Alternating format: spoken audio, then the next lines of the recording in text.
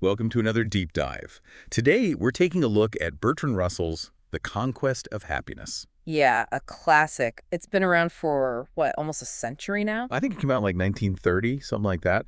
Still incredibly relevant, though, wouldn't you say? Oh, absolutely. Russell was really ahead of his time in a lot of ways, especially when it comes to understanding, like, the psychology of happiness. You know what I mean? Right, right. And that's exactly what we're going to dive into today. We're going to unpack, why do we find ourselves unhappy sometimes, even when it seems like, we have it pretty good? Yeah, he really gets into that. Like, what are the kind of traps we fall into, the ways we think that actually end up making us less happy? And more importantly, what can we do about it? What are the paths to, actually achieving some sense of happiness? Exactly. So we're going to go deep into Russell's ideas, pull out the most insightful bits, and, well, hopefully leave you with some food for thought. Perfect. So to kick things off, Russell starts with this really interesting comparison between, us humans and animals. Oh, right, yeah. He basically says that, like, animals are pretty straightforward, right? Like, if they have food, shelter, they're healthy, they're generally content. Makes sense. But humans, we're a little more complicated. Even when our basic needs are met, we often find ourselves, like, restless, dissatisfied, searching for something more. And if you're listening to this and you've ever felt that way, like, you have everything you need, but you're still not truly happy, Russell's saying you're not alone. This is a very human experience. And he was writing this back in the early 20th century, so imagine how much more relevant that is today, right? With all the pressures and distractions of modern life. Oh, yeah, for sure. And to illustrate this point, he uses some pretty vivid examples of unhappiness he observed in people. And he specifically mentions New York City, this kind of bustling modern metropolis. Yeah, like he talks about the working population, and how they're just consumed by anxiety. They can't relax. They're constantly worried. They're not even enjoying their free time because they're still thinking about work. He even mentions, like, people getting indigestion because they're so tense.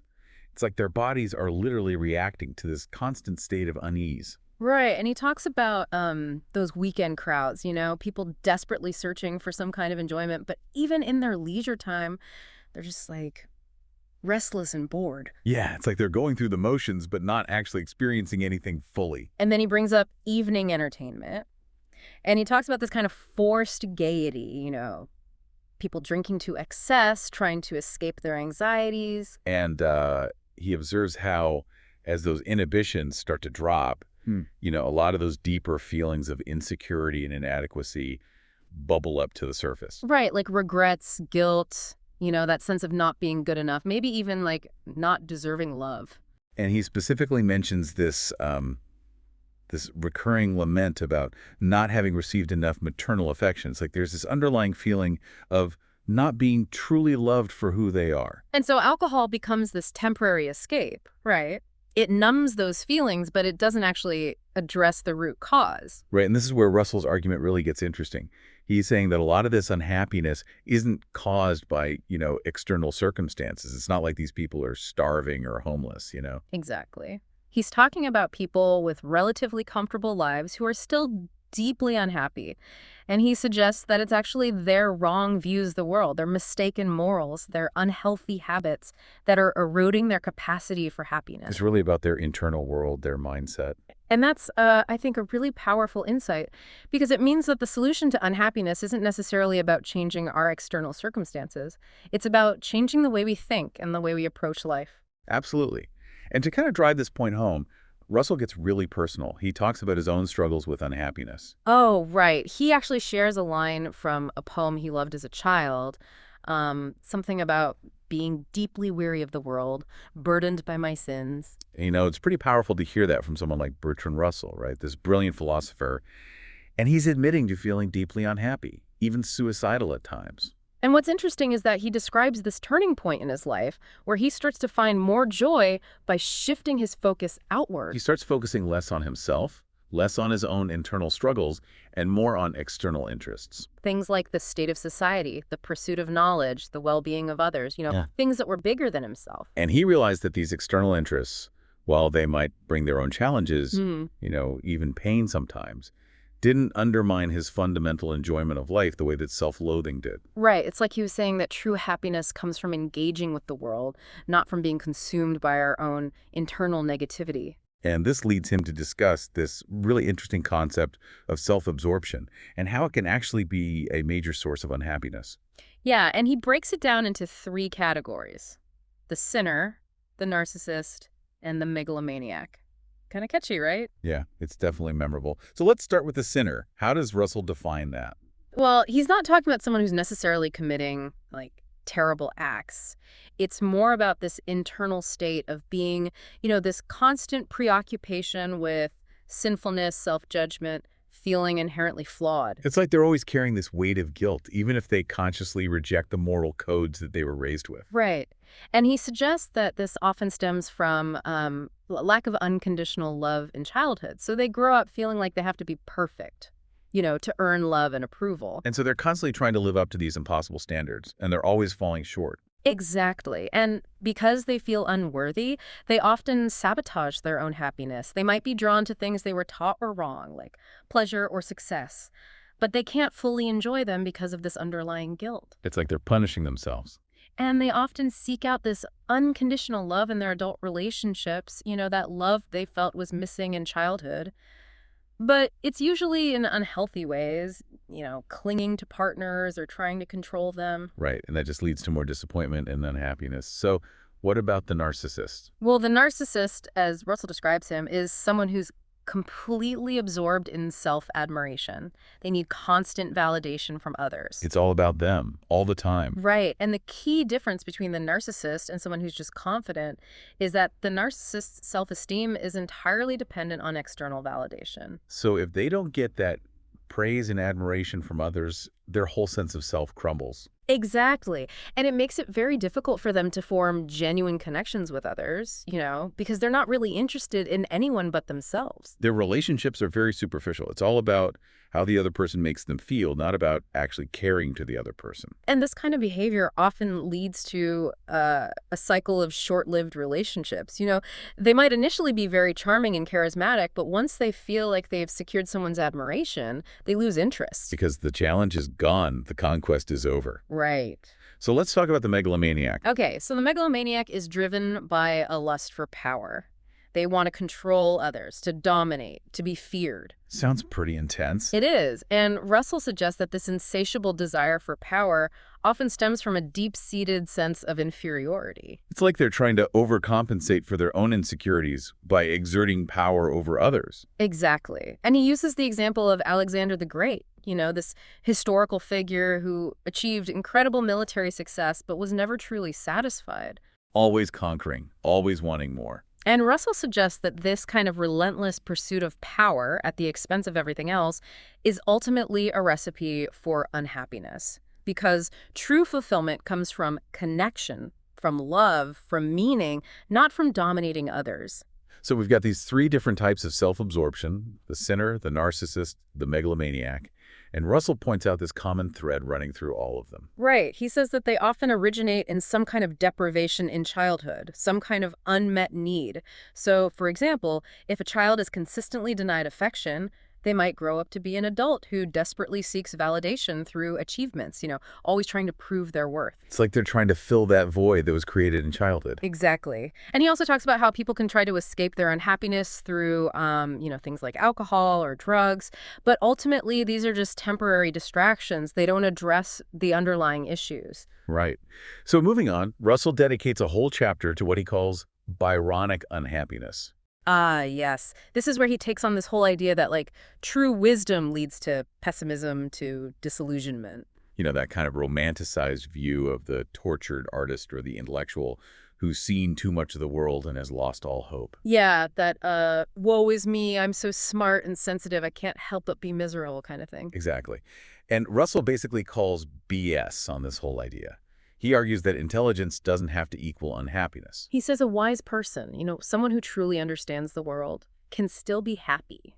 And if thinking about the vastness of the universe or the meaninglessness of existence gets to be too much, they can just choose to focus on something else. It's about having perspective, right? Yeah. Not letting those big existential questions consume you to the point where you can't enjoy the simple things in life. Right. And he brings up some interesting examples of this kind of pessimistic worldview. He mentions Joseph Woodcrutch, who wrote The Modern Temper. where Crutch basically expresses this feeling of being alienated from the natural world. Yeah, like he feels like humans are kind of out of place in the grand scheme of things. But he still chooses to face death with dignity, to embrace his humanity rather than just giving up and living like an animal. So it's not like he's completely hopeless. Right. And then there's Byron, whose poetry often expresses this deep sense of loss and disillusionment. That feeling that the world has lost its magic, that nothing can bring back the joy and wonder of youth. Kind of a classic romantic trope, Oh, right? yeah, exactly. And of course, Russell brings up Ecclesiastes, which is like the Bible's ultimate text on pessimism. Vanity of vanities, all is vanity, that whole thing. The idea that everything is meaningless, that there's no point to anything, that the dead are better off than the living. Pretty bleak stuff. But Russell has a really interesting take on Ecclesiastes. He suggests that this feeling of all is vanity often arises when people's basic needs are met too easily. Wait, so he's saying that having it too easy can actually lead to unhappiness? That's exactly what he's saying. He argues that a certain amount of struggle, of striving, of wanting something that you don't yet have is actually a key ingredient in happiness. Kind of counterintuitive, right? It is. But think about it. If you never have to work for anything, if everything is just handed to you, it can lead to a sense of boredom, of apathy, of not really valuing anything. Huh. That's actually pretty profound. It is. And Russell also kind of dismantles some of the intellectual arguments in Ecclesiastes, like the idea that there's nothing new under the sun. Right, that everything's just a repetition of what's come before.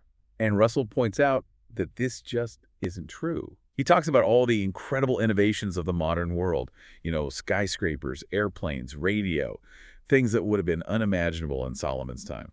Yeah, he's basically saying, look, the world is changing. There are new things happening all the time. And he suggests that this perception of futility, of everything being pointless, is often tied to one's emotional state.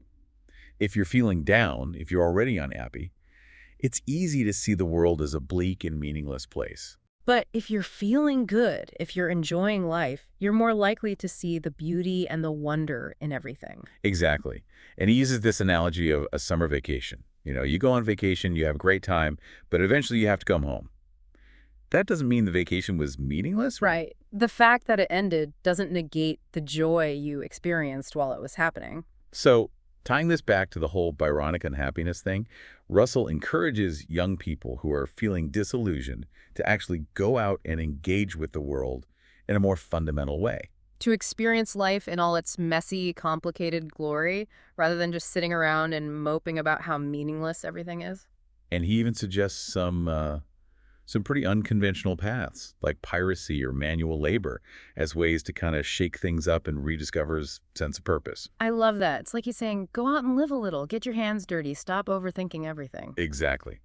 So moving on to another major source of unhappiness, Russell talks about competition. Ah, yes. The rat race. The constant striving to get ahead, to be better than everyone else. And he makes this distinction between, the struggle for survival, which is a very real thing for many people, and the struggle for success, which is more about ego and social status. Right. He's talking about people who aren't struggling to survive, but they're still caught up in this relentless competition. They're always comparing themselves to others, always trying to keep up with the Joneses. And he uses the example of a busy executive, someone who's always working, always striving to climb the corporate ladder, but never really taking the time to enjoy life. They're so focused on achieving success that they neglect their relationships, their health, their own happiness. Right, and their whole identity is wrapped up in their work.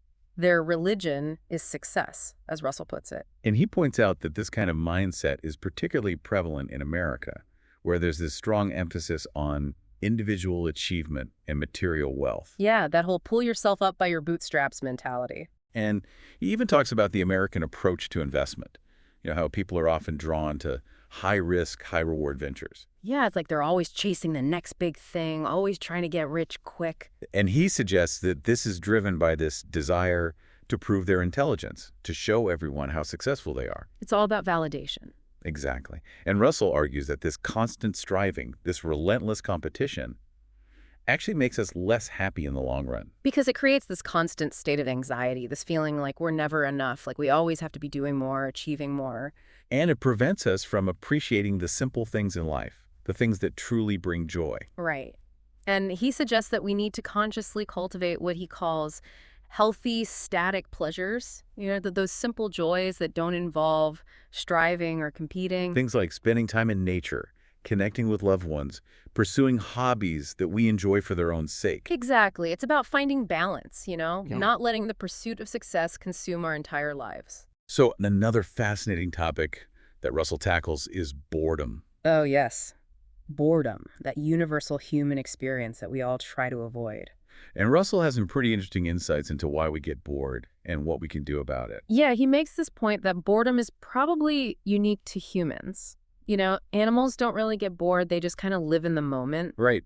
But humans have this capacity to imagine things, to think about the past and the future, to compare our present circumstances to other possibilities. And that's what leads to boredom. We're constantly evaluating our experiences, and if they don't meet our expectations, we get bored. And he makes this really important distinction between pleasure and excitement. Right. He says that the opposite of boredom isn't pleasure, it's excitement. It's that heightened state of arousal, that feeling of being fully engaged and stimulated. And he points out that humans have this deep-seated need for excitement. And historically, we've satisfied that need through things like hunting, warfare, and courtship.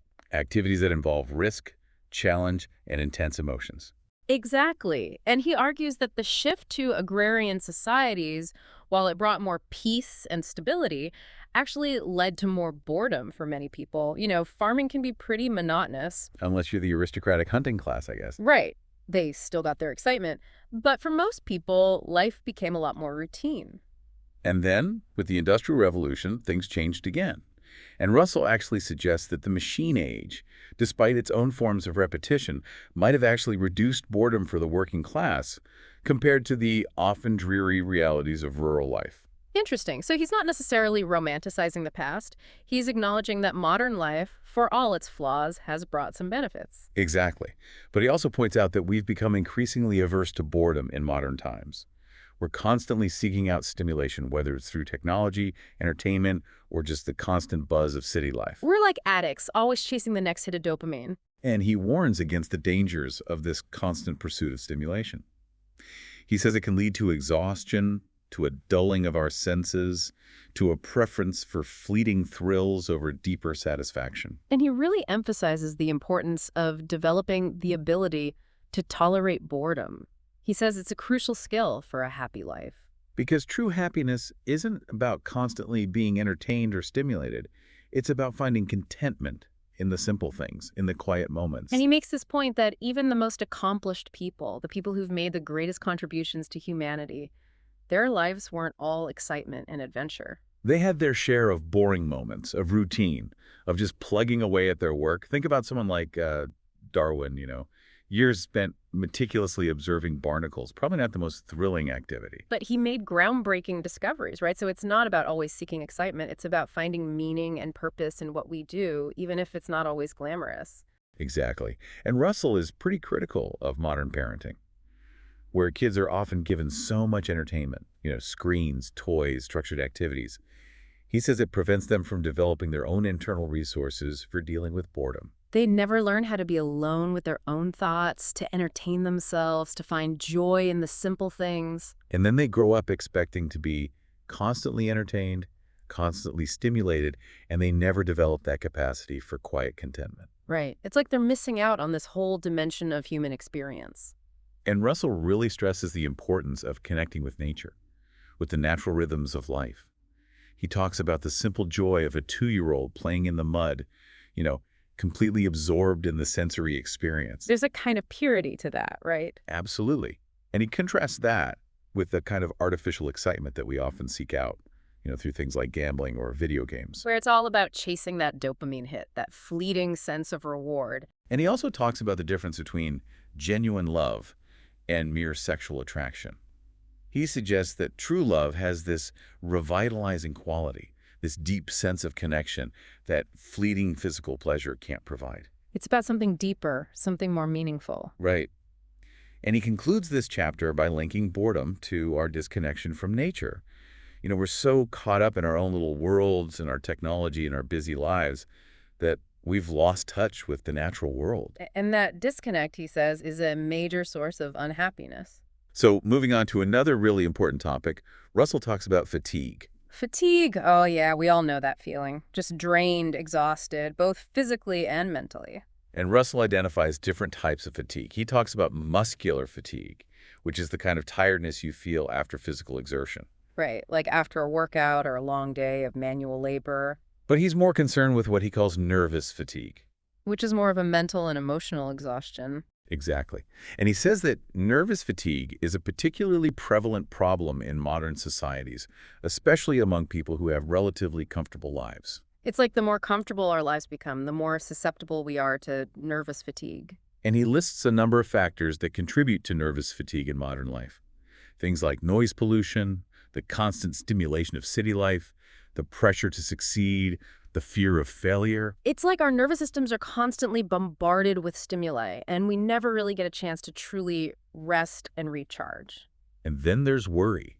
That constant churning of anxious thoughts, that inability to let go of our problems even when there's nothing we can do about them in the present moment. He talks about people taking their work worries to bed with them, lying awake at night, stressing about deadlines or presentations. It's like their minds never shut off. And Russell is a big advocate for developing mental discipline when it comes to worry. He says we need to consciously choose to focus on problems only when we intend to take action and to let them go at other times. He's basically saying, don't waste your energy worrying about things you can't control. Focus on what you can do and then let go of the rest. Exactly. And he even gives some specific techniques for managing worry. Oh, yeah, like what? Well, one technique is to really think deeply about a problem. Analyze it from all angles, and then mentally instruct yourself to continue working on it subconsciously. So, like, your subconscious mind is kind of working on it in the background while your conscious mind is free to focus on other things? Exactly. And another technique, which might seem counterintuitive, is to actually confront your fears head on. So, like, if you're worried about something, really imagine the worst-case scenario. Think about what would happen if your fear actually came true. And then ask yourself, would it really be that bad? Could I handle it? And often, when you really examine your fears, you realize that they're not as scary as they seem. And the more you confront them, the less power they have over you. Right. And Russell frames worry as a form of fear. And he argues that all forms of fear contribute to fatigue. So the more courageous we are, the less fatigued we'll be. Makes sense. And he also suggests that we need to broaden our definition of courage. We often think of courage as this physical bravery, like facing danger or fighting in a war. But there are other forms of courage, right? Like standing up for what you believe in, speaking your truth, facing your fears. Exactly. And Russell believes that we need to admire and cultivate all forms of courage. Because courage, in all its forms, is essential for a happy life. And finally, Russell discusses envy. Envy. Ugh, that green-eyed monster. And Russell doesn't mince words. He calls envy one of the most potent causes of unhappiness. And he observes that it's a very common human emotion, present even in babies. Think about how a baby might get upset when they see another baby getting attention. They don't even have the language for it, but they feel that sense of injustice, of wanting what someone else has. And Russell stresses the importance of treating children fairly to prevent resentment and envy. Because those early experiences of unfairness can really shape our worldview and our relationships later in life. And he points out that envy is just as prevalent in adults.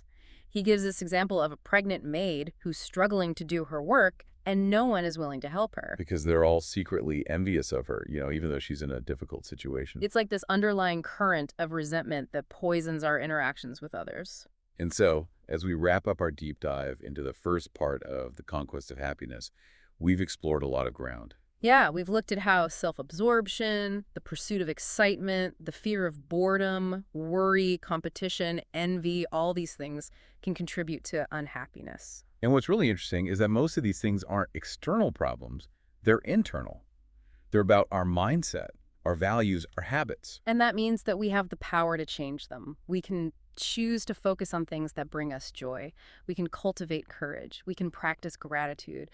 We can connect with nature. It's not easy, but it's possible. And that's really the message of hope that Russell is trying to convey.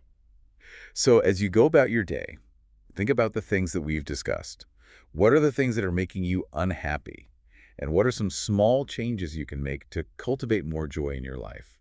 And if you're interested in exploring this further, definitely check out the second part of The Conquest of Happiness, where Russell dives into the things that actually do contribute to happiness. It's a really insightful book, and I think you'll find it well worth your time. Yeah, it's a classic for a reason. All right, thanks for joining us on this deep dive. Until next time.